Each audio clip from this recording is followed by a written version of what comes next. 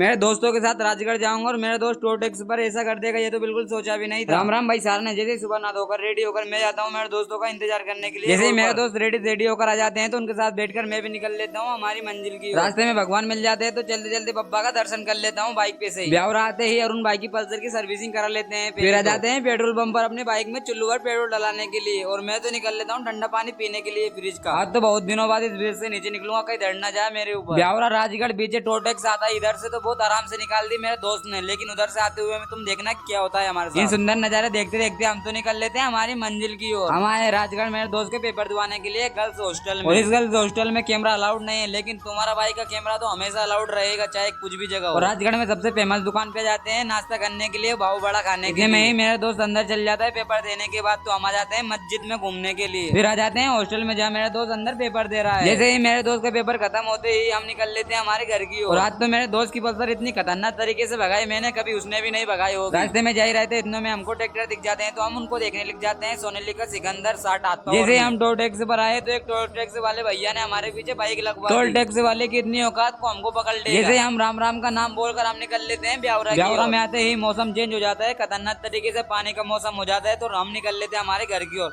और मोबाइल पे 3% है।